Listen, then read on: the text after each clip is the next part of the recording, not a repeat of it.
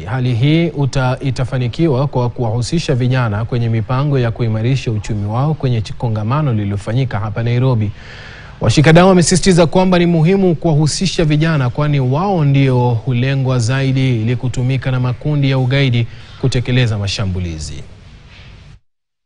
Provides an opportunity really to address these gaps and strengthen our collective responses. The success in implementing the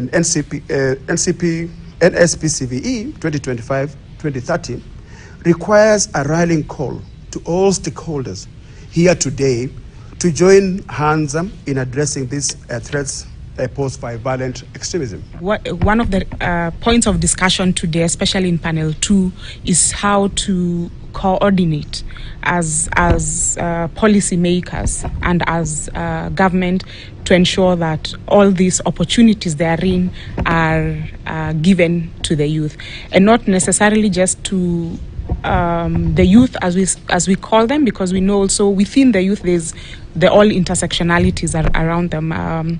They're the hard to reach youth. We have young mothers.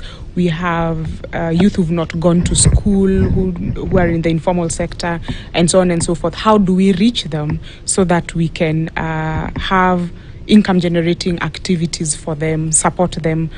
Structures that have been put in place that are supposed to safeguard the interests of young people insofar as access to these funds.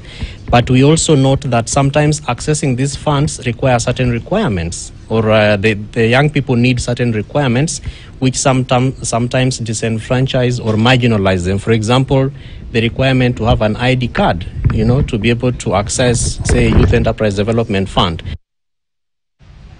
Hali ya mshike ilishuhudiwa kwenye jumba la Nanak katikati ya jiji la Nairobi kufuatia mzozo kati ya wapangaji na mmiliki wa jumba hilo. Mzozo huo ulitokana na ilani ya wanachama wa hazina ya pensheni ya KCB ambao ni wamiliki kuwa wapangaji waanze kulipa kodi ya nyumba kwa akaunti ya mtu fulani binafsi, agizo lililokaidi na